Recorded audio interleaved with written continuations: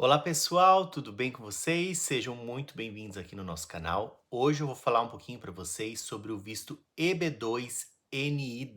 Bom, esse visto ele está sendo muito comentado nos últimos anos, né? Os brasileiros estão fazendo muito esse visto, né? Antigamente se falava muito de outros vistos, visto de investimento, né? O E2, né? Que era para quem investia, que tinha cidadania italiana. Agora faz pouco tempo que liberaram também para fazer o E2 para a cidadania portuguesa, mas com certeza o EB2NIW é um dos vistos que tem sido mais falado, mais comentado nos últimos tempos. E eu vou explicar nesse vídeo para vocês por que que ele mudou, por que que agora ele está sendo tão comentado.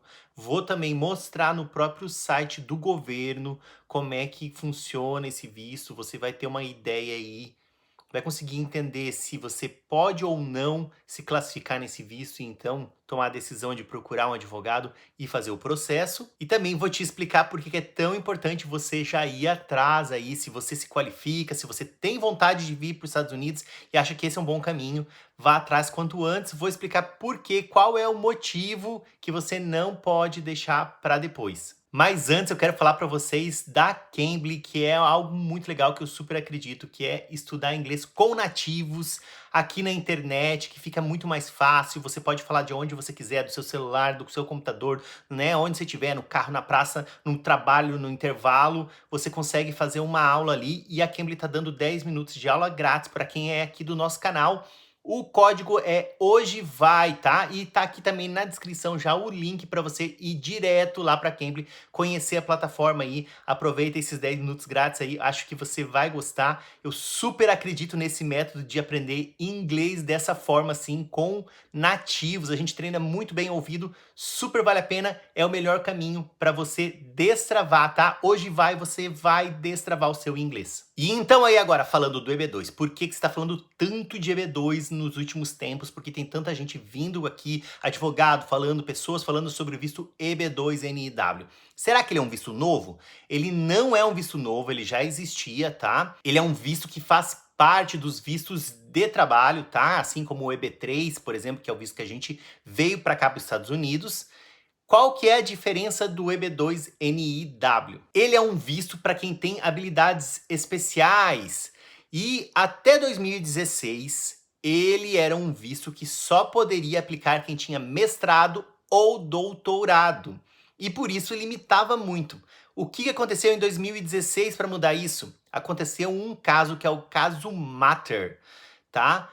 Esse caso, ele mudou porque o cara, ele tinha habilidades especiais, ele era uma pessoa que ia contribuir para os Estados Unidos muito, tinha muito conhecimento, mas ele não tinha nem mestrado nem doutorado. E ele não foi aprovado por visto. Aí então entraram com uma ação. Os Estados Unidos percebeu que estava perdendo em deixar de trazer alguns profissionais por causa disso e mudou a regra, deixando então que as pessoas viessem mesmo sem mestrado ou sem doutorado, desde que elas tivessem alguns critérios ali que estão descritos no site. Então eu vou mostrar para vocês agora aqui no próprio site, tá, do USCIS, que é o Serviço do Cidadão e do Imigrante, quais são esses critérios aí que você precisa cumprir para poder aplicar para o EB2NIW. Então, olha só, pessoal, tô aqui já na página do USCIS, tá? É uscis.gov. Aqui é só você procurar aqui na página mesmo EB2NIW que ele vai abrir essa página aqui. Como eu falei para vocês, ele está na mesma categoria, por exemplo, do EB3, que é o visto que a gente veio aqui, tá?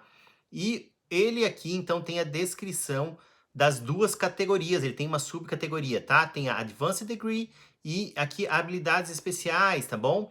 Excepcional, aliás, habilidade excepcional, ok? Então, eu vou fazer o seguinte, eu vou abrir o Google Tradutor aqui e vou ir mostrando porque vai ficar mais fácil para vocês entenderem ali vendo a tradução, né? Eu sei que nem todo mundo domina o inglês e não é obrigatório também, então vou mostrar para vocês aqui. Então, vamos lá, vamos pegar aqui primeiro para quem tem, então, o mestrado, né?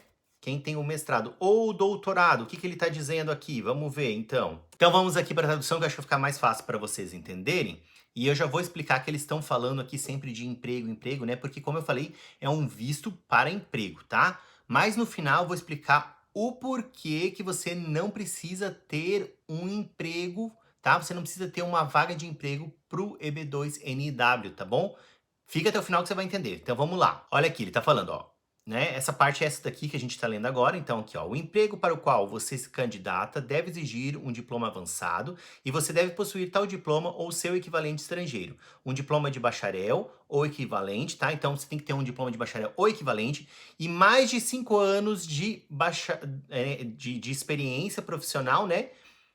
Depois no mesmo campo, tá? Então é sempre na mesma profissão, tá bom? Você deve atender a quaisquer outros requisitos específicos aqui, né? Ok, nada demais, né? Você tem que ter os requisitos aplicáveis para o trabalho, ok?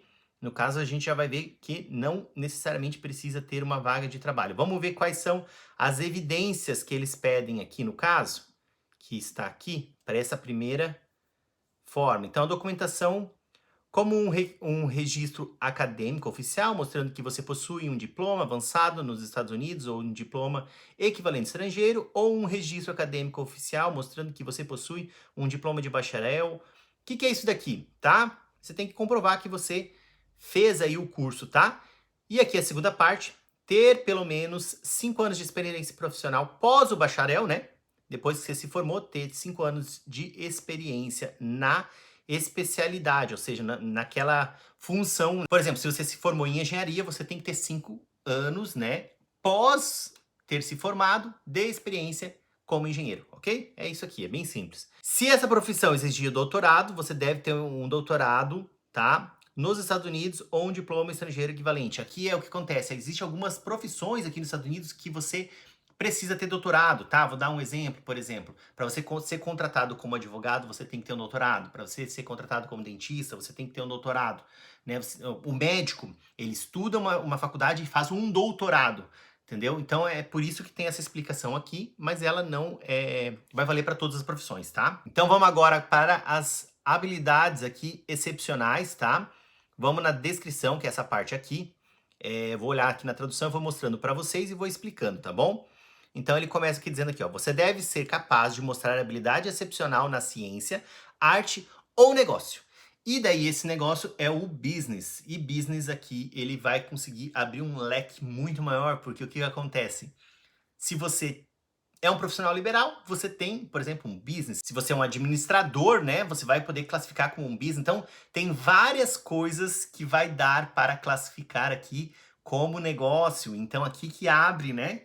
Senão ficaria só ciências e artes, mas aqui dá uma abertura bem grande, tá? E é aqui que os advogados trabalham. Essa é a zona que os advogados vão trabalhar. A habilidade excepcional significa um grau de especialização significativamente acima do normal encontrado nas ciências, artes ou negócios.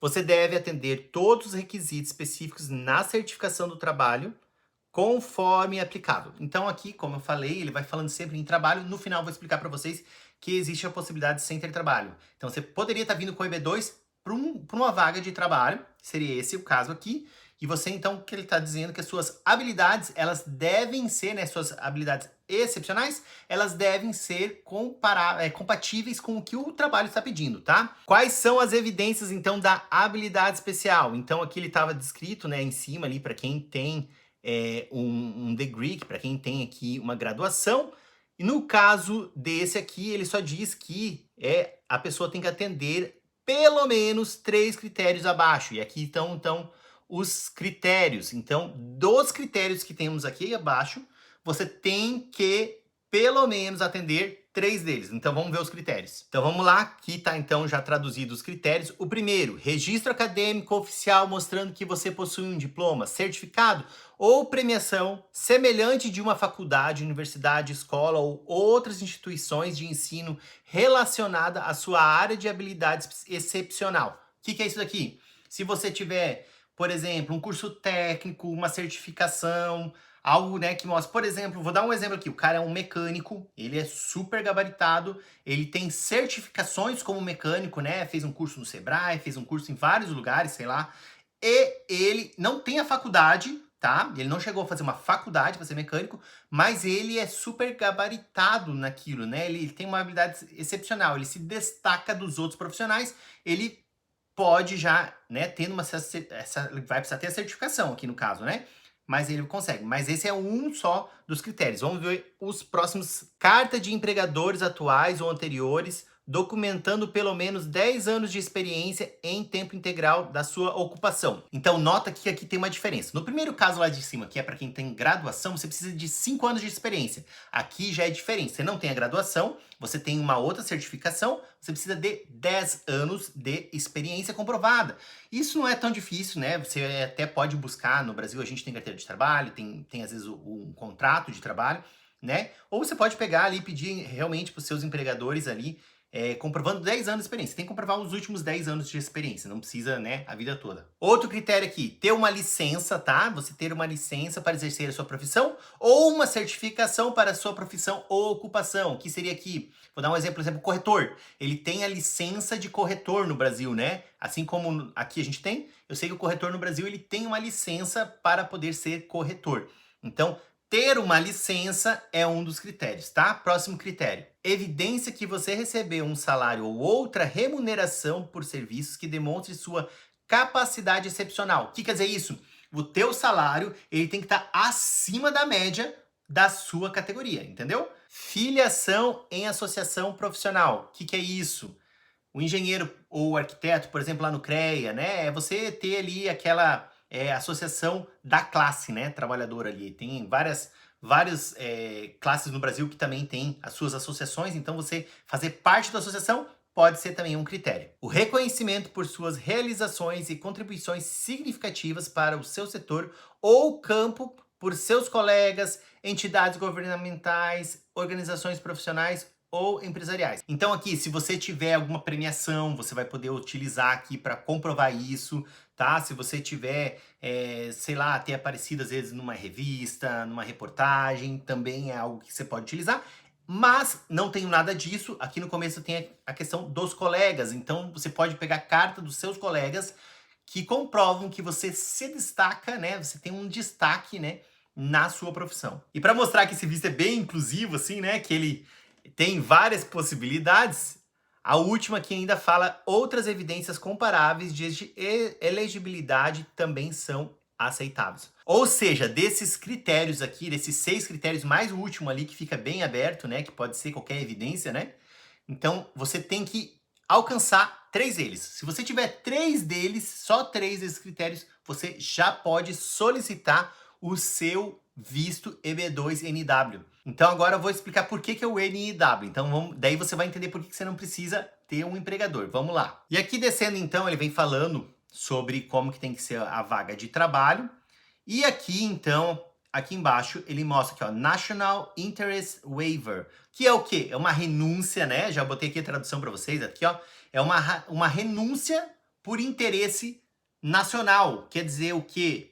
Por Estados Unidos, é tão bom ter você aqui que ele vai renunciar à necessidade de você ter um emprego. Então vamos ver a descrição aqui, ó. Aqueles que buscam uma isenção de interesse nacional estão solicitando que a oferta de emprego e, portanto, a certificação de trabalho sejam dispensadas porque é do interesse dos Estados Unidos. Os empreendimentos que se qualificam para uma renúncia de interesse nacional não são definidos por lei, ou seja, eles não têm uma definição específica. Em vez disso, o USCIS considera os 3 fatores abaixo. E vamos pular aqui já para os 3 fatores abaixo, que estão aqui, ó. Então, os fatores que são considerados aqui são: o esforço proposto tem mérito substancial e importância nacional, né? O esforço de deixar dessa renúncia de ter, né? Ele é substancial e tem uma importância nacional, é importante para os Estados Unidos.